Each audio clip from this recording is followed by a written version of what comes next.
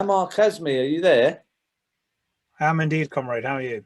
I'm good. Yeah, I was quite heartened by your message to me that you said there's a court case with eight suspended Labour members are taking the party to court, um, and there's a chance that something might happen with that. That's positive. Could you tell people what this is about? Yes, and I think it's a very good uh, kind of next step from the sort of things that Howard was saying earlier. So some of you might be aware that currently there is a group legal claim that's being brought against the Labour Party by several pro-Palestine members, and the claim relates to disciplinary action that's been taken against them because of their comments about Palestine, Israel, Zionism, and anti-Semitism, not necessarily all of those things, but related to those things.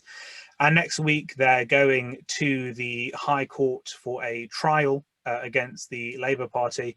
Now, I'm not going to go into the whole background of the case because that's a bit tedious and we are pressed for time, Crispin, I know. No, no, don't worry, don't worry, don't worry. No, so I'll briefly summarize instead. So there are eight individual claimants. I think I spotted a couple of them on this call who are being jointly supported by two groups, Labour Activists for Justice and the Left Legal Fighting Fund. The claim actually kicked off about 7 months ago, although it was in the works before that, but it kicked off in December 2020. There was a preliminary hearing in February 2021, which the party lost decisively.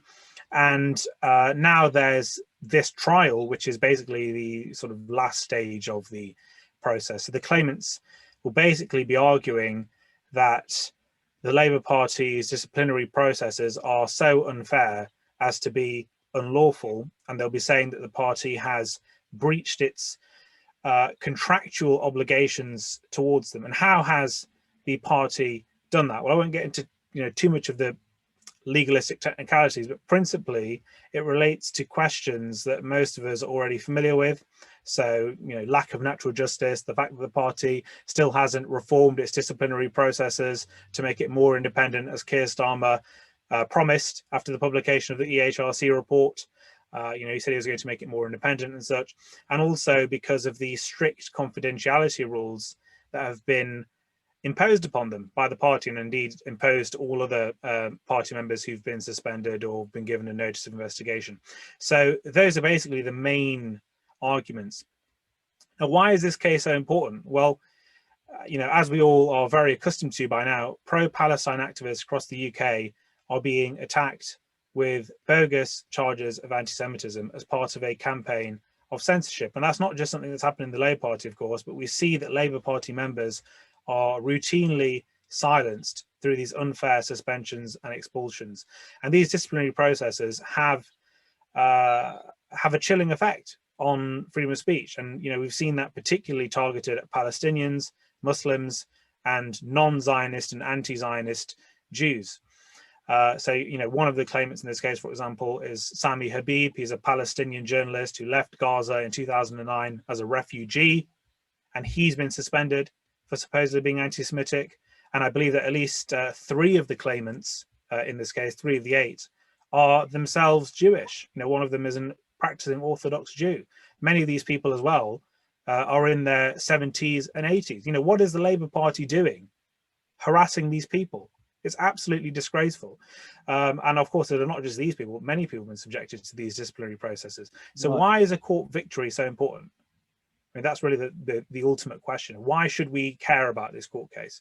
Well, it's not only going to be a huge personal victory and vindication for all of those people who are involved, but it could also establish a lasting legal precedent about how the party is expected to treat its members. And it could also, I think, see a reform of the party's rules, which will no doubt be of benefit to every single Labour Party member. And actually, I think it will also have a positive political impact outside of the party. So this is, a really important case. And I think it could be a game changer. Unfortunately, with the Labour Party, experience has shown us that unless they're forced into a course of action, they simply will not change their behaviour. We can talk about rule changes and conference motions and whatever, but ultimately, if we want to see we want to see a change in how the party treats pro-Palestine activists, then the party has to be beaten in court. They have to be made to comply with the law. I mean, that's all we're asking for at the end of the day. The party complies with its own rule book. And, you know, unless we do that, I don't think it's going to happen. So I'll just quickly conclude, Crispin, by saying that the activists, as I say, they're being supported by two different groups, but the activists who are being supported by the Left Legal Fighting Fund are urgently seeking to raise £15,000 before the trial, which is obviously next week. I believe they've raised about a third of that target, but they really do need your generous support, whatever you can contribute. The website is www.fightingfund.org. If you can contribute however much, I think that really would go a long way. And also, if you can spread the news about this court case, because of course it's not really broken into the mainstream media, on WhatsApp groups, share it with your local activist branches, trade union branches. Maybe they might be able to send a check, or anything like that would be able to help. So right, well look, I've just been asked if Mike Howard could come on. He's one of the 8. Yes. Mike, are you there? Can you hear me, Crispin? I can, yeah. Yeah, fine. Yes, I'm one of the 8 actually. I'm one of the 3 Jewish people, Jewish socialists from who is also a member of Jewish Voice for Labour, who was 6 days after being again selected for council candidate. I'm a former Hastings Borough councillor. 6 days after I was selected again by my party, I was suspended by the party, and so I wasn't able to stand in our local elections. This is all because I'm one of the people who doesn't accept the party's stance on Israel and the Palestinians. It's all about that. And the fact is that there's, as we know, as Howard Beckett quite rightly said, this is a major attack on the left in the party. And this is not new. It's been going on for years. I used to be a member of the Labour Party and Socialist. I've been a member of the party since 1970. We were wound up by Tony Blair, and Neil Kinnock rather. In the past, the Labour League of Youth was wound up for being too left-wing by the party bureaucracy.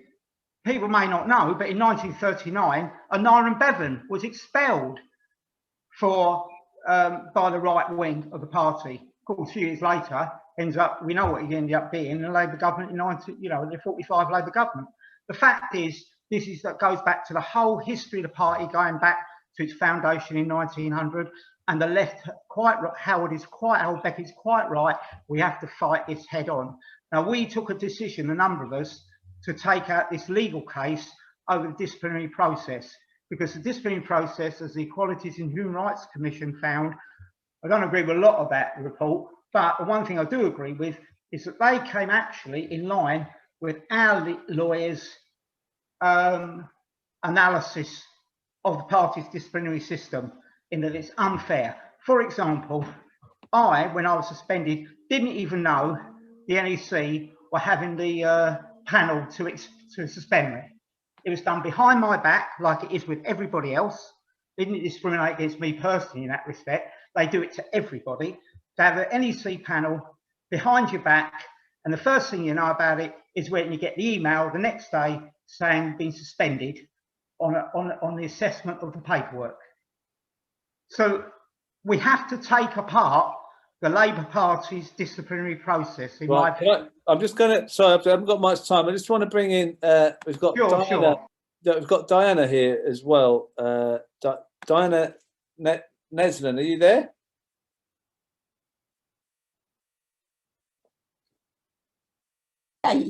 Yes, I'm here, Crispin. Yes. But do you want to speak a little bit about the case? Yes, I've been. I was given a warning about my conduct, and then I was found to be guilty of anti-Semitism. I fought racism. I fought anti-Semitism all my life, but I also fight injustice, and I fight for the injustice against Palestinians.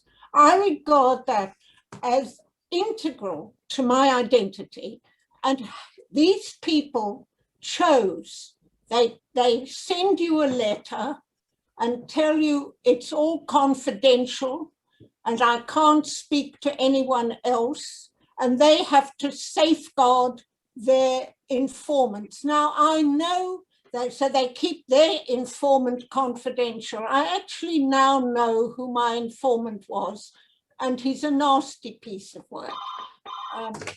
That him on the phone? No, I don't know who it is, but they'll have to phone again. He's trying to get you again, isn't he? And they sent the first notice of conduct to me just after I'd lost my husband suddenly. Hello. I'll phone you back, David. I'm busy with something, okay? So they phoned me, and I was also having cancer treatment, but they didn't bother about safeguarding. That's the one thing. The other thing is that they actually used a secret code of conduct to judge us, but we weren't allowed to see that secret code of conduct. And that is wrong. And finally, I used to be a trade union rep. When people are accused of anything in the workplace, they have a proper system. And you bring your rep, you have a right to be heard, you have a right of appeal, you have a right to put your case. None of this happened.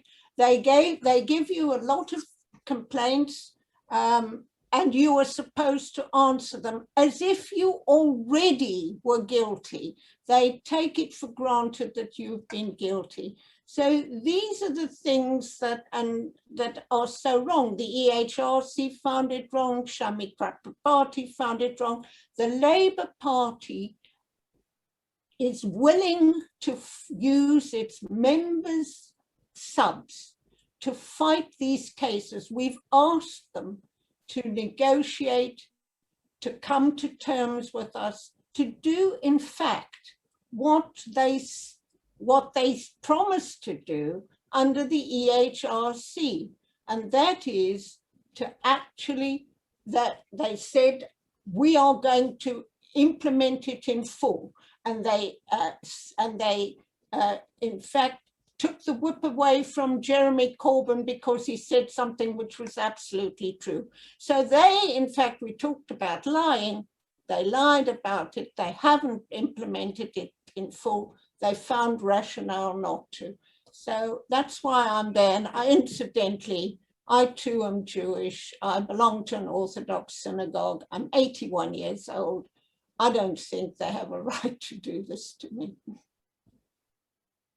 Wow. Thank you for coming on, Diana, and solidarity with you and Mike and the other 6. And thank you, Ammar, as well, for coming on and explaining what's happened so well.